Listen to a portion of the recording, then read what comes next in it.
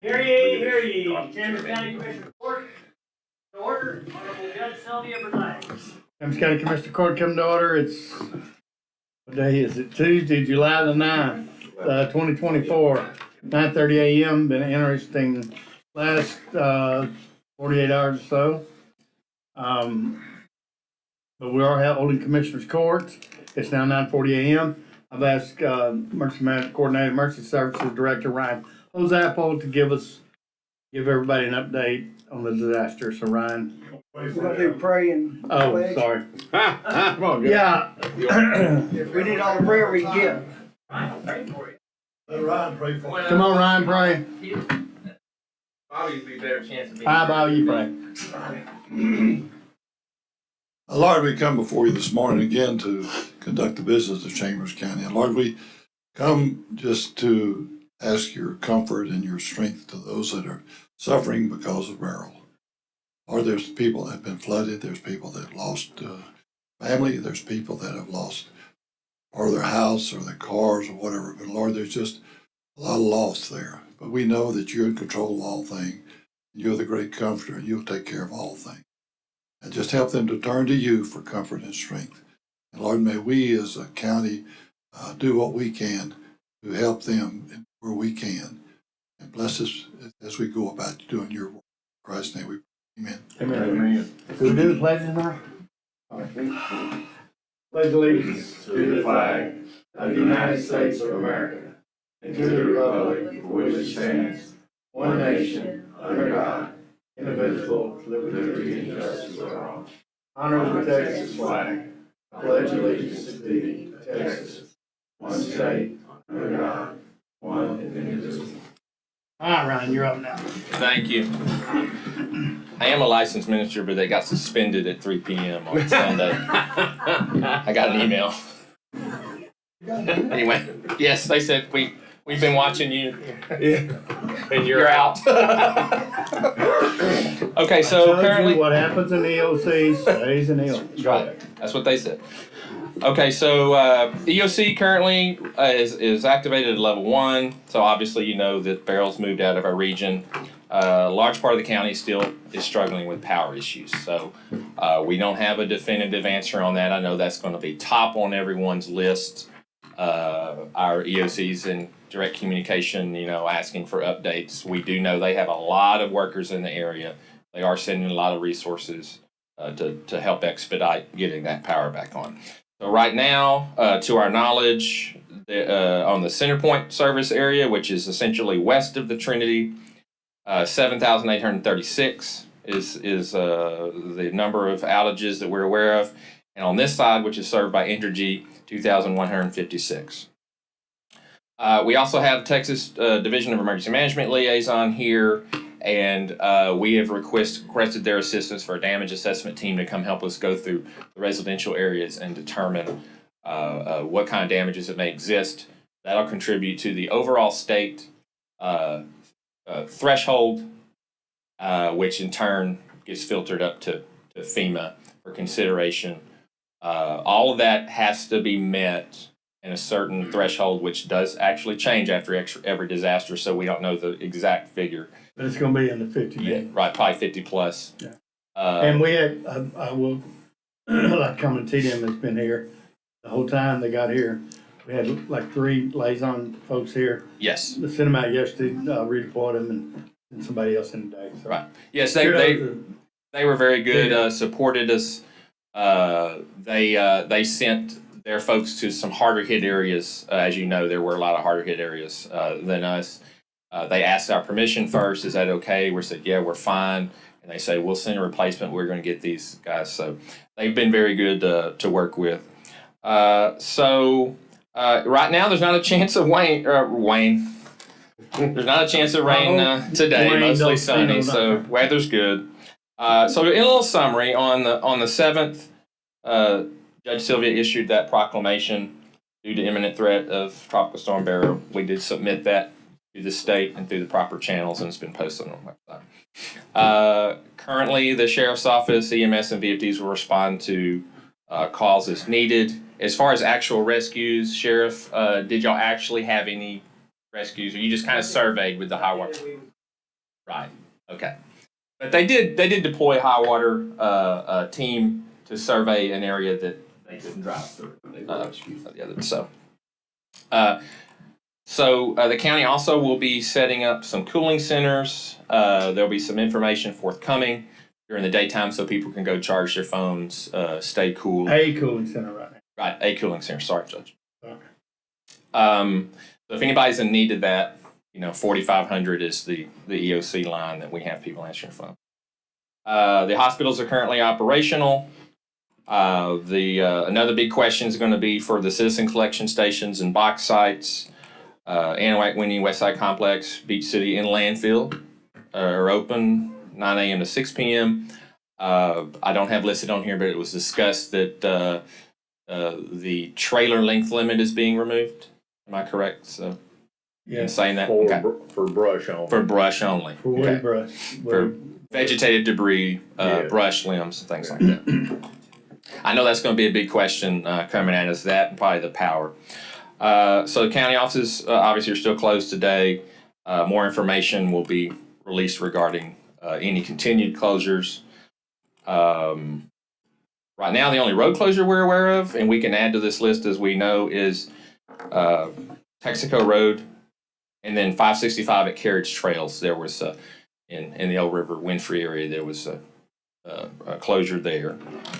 Any additional comments or questions, they can always email oem@chamberstx.gov or call 409-267-4500.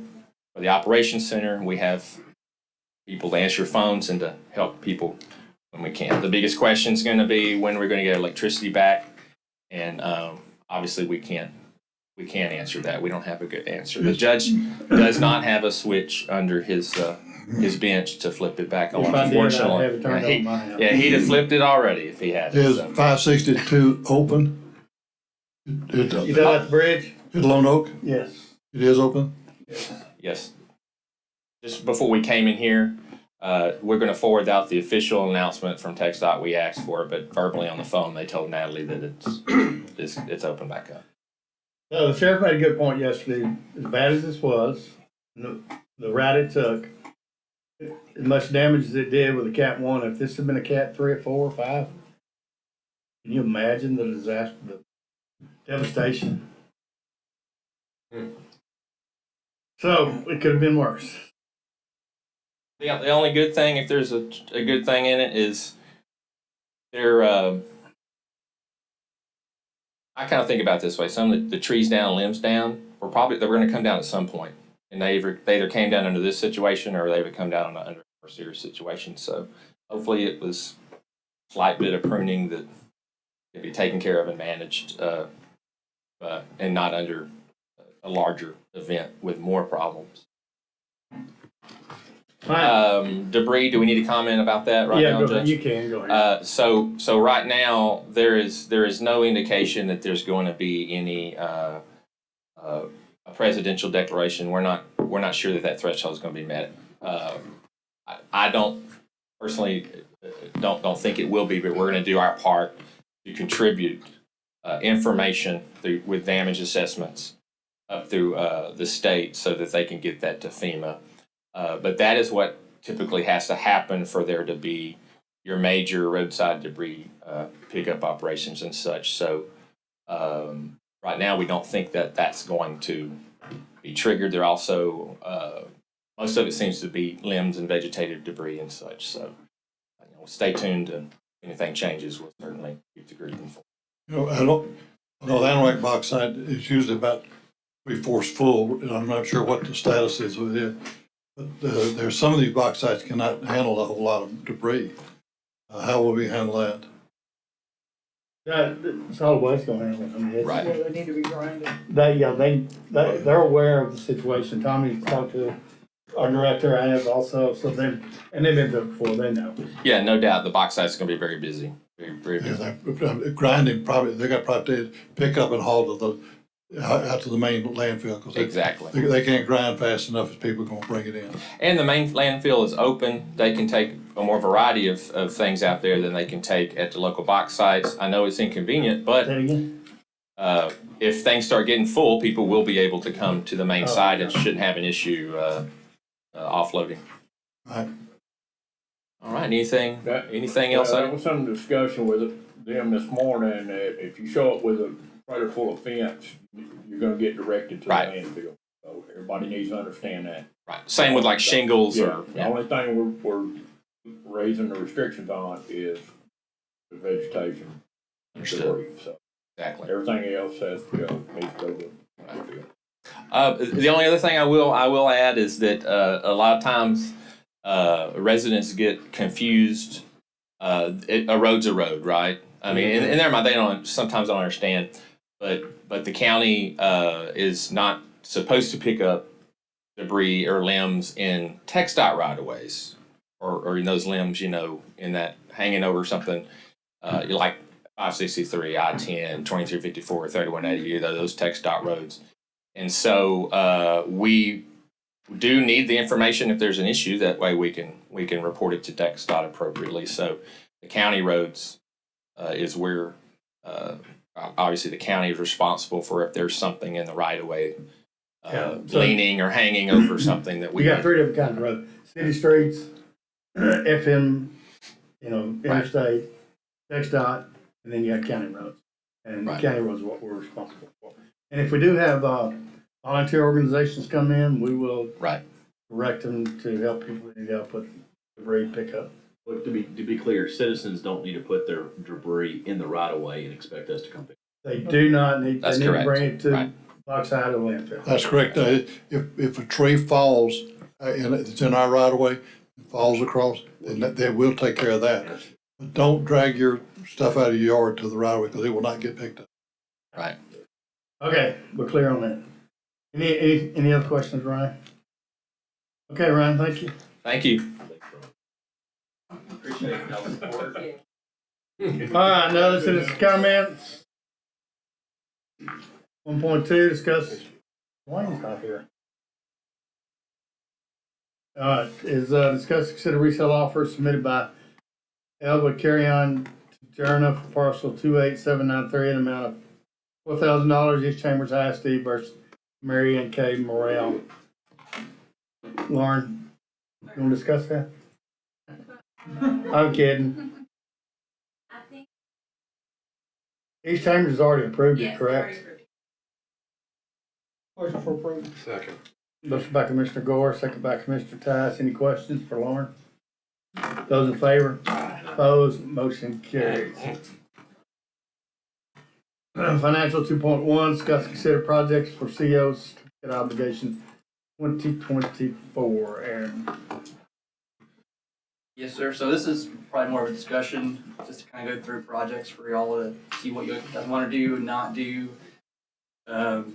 Right now, the last scenario that we worked out was a $1 million bond with about 10 to 20 million front loaded for 10 years, the rest for 30 years for long-term projects. With that scenario, that would have been a 4% increase in your INS rate for next year. Of course, we know that values going up, so we're expecting our M&O rate to go down some. I think last year was about 4 cents, so that kind of evens out. All the projects. So we're not expecting, even with that, we're not expecting them to go up on taxes. Yes, sir. Now, so all the projects on this list totals 55 million.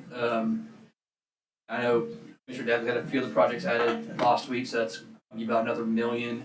we were swapping names out. Oh, okay, so then that would clear that out. So Yeah. 55 million currently. I haven't run this scenario, but not sure if you want to keep some projects, take some off. I don't know if you guys want to talk about it today or go through it this week and let me know, and then we can kind of go from there. So we need to move on the CO. I mean, it's time, so. I mean, even if we left it just as it is, we could still move money around, take projects off. Just can't add any new projects unless it fits under the category of parks or something. Is that, Yeah, am I so saying that correct? yeah, what they'll do is they'll take our list and we'll go through it, and they'll have different categories: park improvements, golf course, equipment, whatever, those kind of things. If you're good, So it's a guideline for us to work within. yes, sir. So I guess what I really would need to know is the dollar amount. We're gonna go with the 50 million. That's where it kind of evens out. Want me to run a scenario for 5 million? You know, I can do that and let y'all decide maybe next quarter. So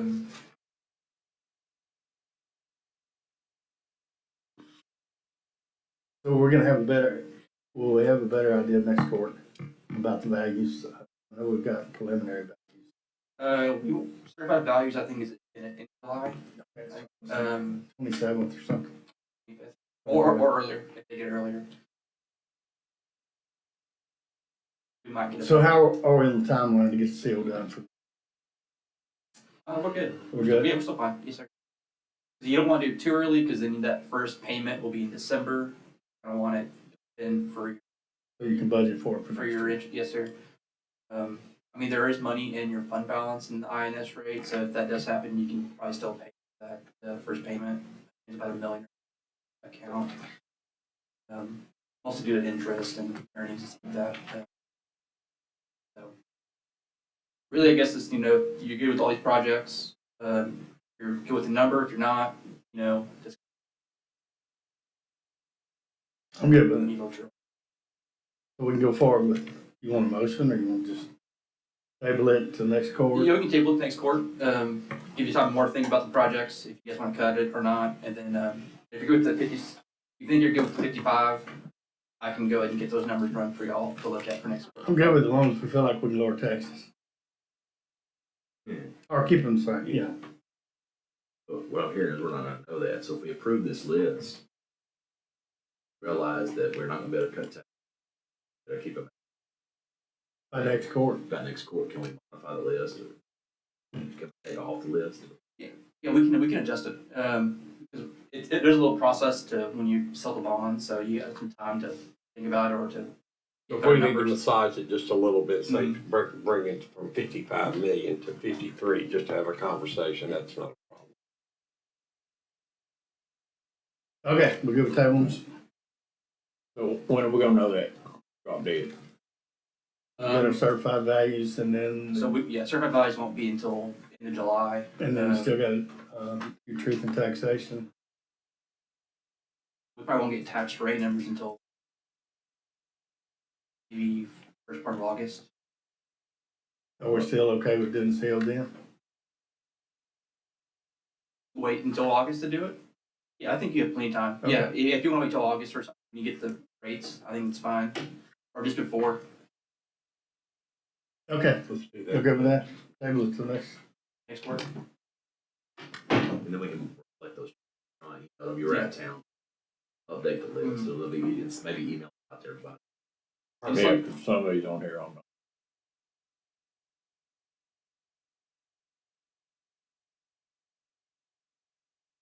Well, we can talk about it now if you want to, Tommy, or we can wait till next quarter.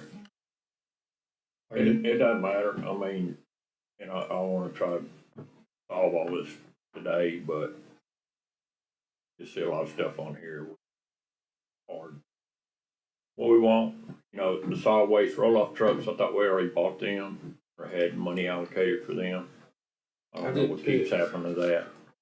Everything keeps falling off. Sheriff's got quite a few. He got 12 vehicles plus a bail van. Probably typical of what we get. Yeah, I think the sheriff, they manage their fleet pretty well, so they're always, every couple of years they're having to replace older, vehicles. But I just wonder, some of these trucks that we can, or some of their vehicles that they retire, we could possibly hand down. And we've done that too. Yeah, I think sheriff's office does it too. They move it, pass them down to investigators and off patrol, and we use them. Yeah, they do. Yeah, road bridge trucks. There's a lot of trucks sitting over in the road bridge yard every day, all day. So I think we really need to look and see who's driving those vehicles, because I go through there at 1:30 in the afternoon and there's 15 trucks sitting in the yard, so I don't know who's using them. So Who's the liaison? it'd be me. I know. That's why I'm bringing it up, so. Okay, thank you. Same thing with the dozer. Parks has a dozer that's like 3 years old. They use probably 1 or 2 days a week in road and bridge availability of that. So, Why don't you, send your comments and changes to Aaron and let him incorporate it for the over. and I'm not saying we have to take that stuff out, but I think that's just stuff that, kind of stuff we need to discuss. We need to make sure that we're spending it the right way, so. And I'll bring up the turf again on the fields, so I'll add to the bitter end, so. Makes zero sense. Yeah. Couple $1 million in. And that's something I really want to do, so we'll. Yeah, we got. We fight over it. So, yeah, we would. Not doubt. Week or early next week, we get together. Notes and stuff. We use taxpayer money to build those fields for taxpayers and then turn around. And get behind.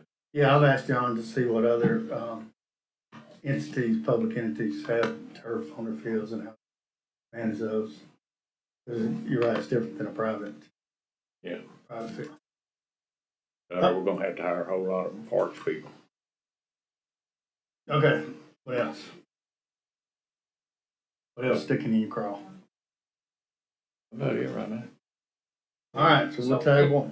Go ahead, Ed. Yeah, so what I'll do is I'll next court, I'll get our financial folks to run the 55 million scenario for y'all to look at, and 50. And then just have any updates or edits that I'll bring up next couple weeks for court. And it may be first court in August before we approve it, after we know for sure Yeah. what the, what our values are gonna be. And I'll get them to make sure we like calendar of events for y'all. Okay. All right, Road and Bridge 3.1, discuss, consider Daisy Lane right of way. Yours, Natalie, good morning. Morning. So I know Bobby So- and Tommy, oh, go ahead. Yeah, Natalie's defense, she didn't get much to tell on this right here, so. I got it. Go ahead, Natalie. Well, basically all I was gonna say is I know Tommy and Bobby have been working on this one very closely, so I'll let Bobby kind of elaborate on some of his findings. Hey, Bobby. Okay, we have a gentleman that lives at 563 and Daisy Lane that claims that the road. 565 in Daisy Lane? 565, sorry, 565 Daisy Lane that claims the road is his, Daisy Lane. Well, I have, in 2008, there was a law passed, and we have the, under Article 258.002C of the Texas Transportation Code, the court had to go through a procedure where they had a public hearing, and the roads in which the county claims a public interest have been maintained for many years, beginning sometime prior to 1981, and have previously been listed in a notice included in the 2007-8 ad valorem tax statement. So in other words, we published a list of roads at that time. The court accepted that list of roads. The motion was made. The county had a public hearing. Motion was made, and everybody it passed. And there's a list, and Daisy Lane is on that list. So we've been maintaining Daisy Lane for all these years. People live down the end of it. We have just this year, we went and reworked it and put new surface on it. So it's ours. But now this gentleman will not. He doesn't think so. So Tommy, what do we need to do? We need to take him out behind the barn, or what do we need to do to him? Bobby, be nice. Or change. Do we need to send him a certified, have Ashley send him a certified letter? Or? I've already sent him a letter registered that it's a county road, and he still does not think so. So the guy that owns the property across the street from him is to the point now he's feeling like he's being harassed by this individual. He continues to go out there and tell him that it's on his property. So, there's some past law that kind of would clear some of this up. It's either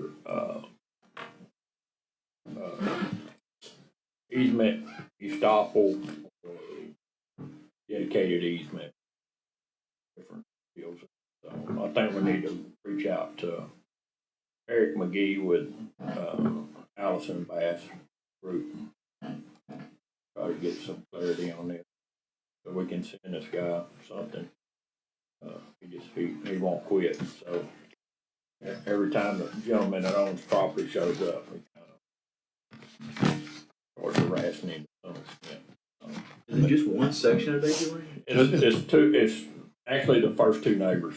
They claim they own all the way to the other side of the road. So Right when you turn on? Yeah. So it's very young? The rest of the neighbors don't. And the person on the north side is getting ready to build a house, and he's having trouble with him. So like I said, I think if Allison Bass can give us some direction, we can have it surveyed out, claim it, and then have something filed of record that, hey, this is it, this is ours. Really, I mean, on the maps, What? it's clearly on the map. Well, yes.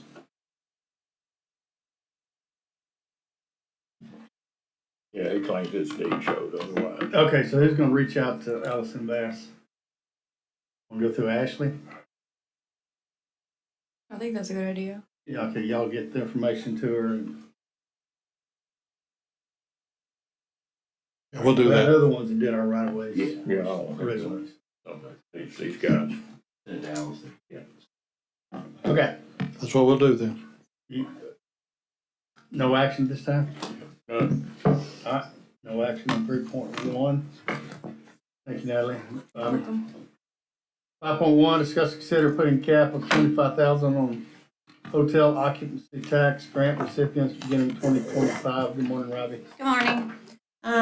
As y'all know, we formed a committee a couple of years ago to look over all of our HOP fund applications as they come in June.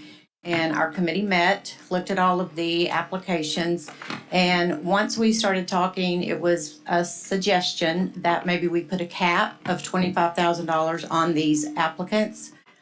We feel that $25,000 is adequate for these larger festivals to maintain and continue to grow and bring the tourists and the heads in the bed, so to say.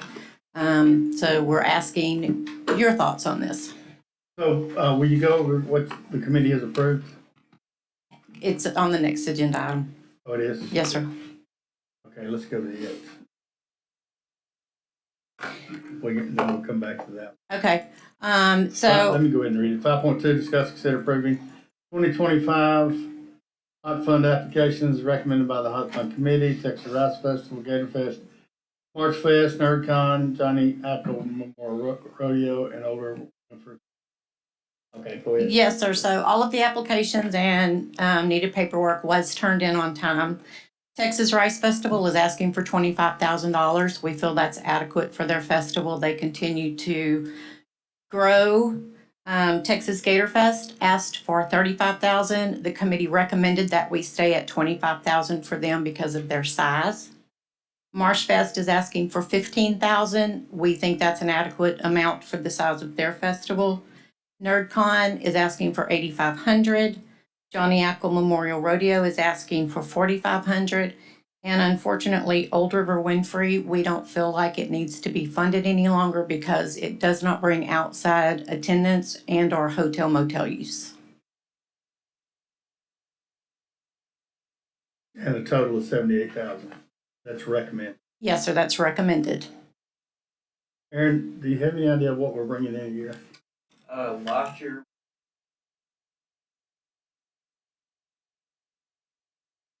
Probably hit that. So, before you were getting a lot more money, there was a higher rate. So we're half of what we get. Right now there's about 1.3 million in balance right now. mostly use that fund mostly for the programs, about 80,000-ish a year, and then you got some one-off capital items you buy for, parts of the water, Historical. not very much, but yeah, so that's where it's kind of.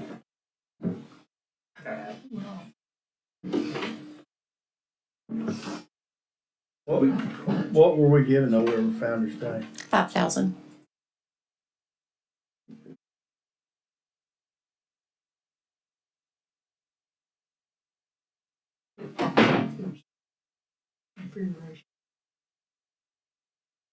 I did speak with him about that. They was okay. All right, go back to 5.1. I think that's a good idea, but can't. So, I entertain a motion. So moved. Motion by Mr. Ty, second by Mr. Dagley. Any questions on 5.1? I just poked my head in Go on ahead. that cap. We can always remove that cap later on if we start generating more funds, if we have an organization or event that comes in and it certainly merits having a larger, we can change that at something Robbie and I. But for the foreseeable future, until we get more hotels in Chambers County, Until you bring some more in. I'm working on it. No, we are. Until we get more in, right now, I do think that But they need to be in the county, not the city. I'm working on that too. I know. Competing against him What right was now. the motion, Judge? The motion is to approve 5.1. By who? Dagley, Tyson Dagley. All right, any other questions? Those in favor? Opposed? Motion carries. 5.2. Approve the recommendations. Second. Motion by Commissioner Gore, second by Commissioner Tice. Any questions on it? Those in favor? Opposed? Motion Thank you. carries. Thank Thank you, y'all. ladies. Thanks, Robbie. Thank you for the committee. 6.1, discuss, consider approving the parks use agreement with Texas Rice Festival for Downway Park for a time period September 2nd through September the 18th. Judge, we had actually put this on court the end of March, so you've already approved this. Okay, so no action on No, sir. 6.1, we'll pull it, no action. 6.2, discuss, consider reallocating. Thank you. 10.5 from CO 23 Parks. 021 for new project code for John Deere Gator and turf code tow behind dress. Top dresser. So moved. Motion by Commissioner Gore, second by Commissioner Tice. Questions? Hey, did we do 2.2 Table 2.2. table? Or table 2.1? Oh, road 2.2. No, I skipped over it. Road table beside it.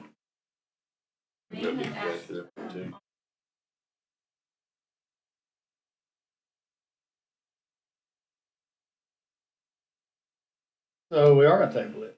I had it written down correctly. Do we vote on 16?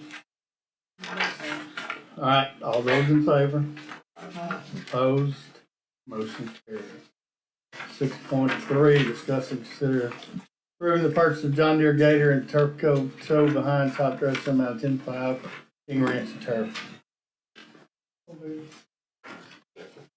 Motion by Commissioner Gore, second by Commissioner Tice. Questions? Those in favor? Opposed? Maintenance building, 7.1. Discuss consider purchasing department to solicit bid sealed proposals for Chambers County Courthouse waterproof. Yes, sir. Good morning, Judge, Commissioners. This was something, I believe, through PBK, sort of jumped the gun a little bit. George wants to reel it back in and submit it for approval so we can go back out for competitive seal proposals. What are we sealing? This is the waterproofing for the courthouse where we've got dampness. This has been something that's been ongoing for years, from my understanding. Is it Heather's office? Or where? I think it's the other side. It's on it's the north end, basically. Okay, it's the We roof. worked on the From- northeast corner, Yeah. but I think it's the northwest corner. Yeah. It goes from about just past the stairwell on the east side, north, all the way around, back to about the same proximity on the other side. Down at Grade. Yeah, it's been an ongoing issue. We've had it on court multiple times. Hopefully it's We've had solved. people in here, according to Cade and Roy, we've had people in here to look at it and try to figure out what it is, and we think this will fix it. Okay. So we, By Commissioner Gore, second by Commissioner Hammond. Yeah, I think this works well on the northeast corner we've done, so. I guess basically the same thing. All right, got a motion second. Any other questions or comments? All in favor? Aye. Opposed? 7.2. Just consider approving additional costs associated with Carver Park new restroom construction applicable to accommodate fire marshal's request and TDLR TAS standards in the amount of $1,444.08. it's for hot water. This is TDLR, TAS standards. We need to get these new restrooms registered, inspected. The fire marshal's request involves exit sign, and there's 2 of them that have additional sidewalks needed. And if we want to, we can lump all these together. The total on 7.2 through 7.5 is $14,476.56. Okay. We'll take 7.2 first. Okay. Second. Motion by, you did it, Commissioner Gore. Commissioner Gordon. Commissioner Gore, second by Commissioner Tice. Any questions?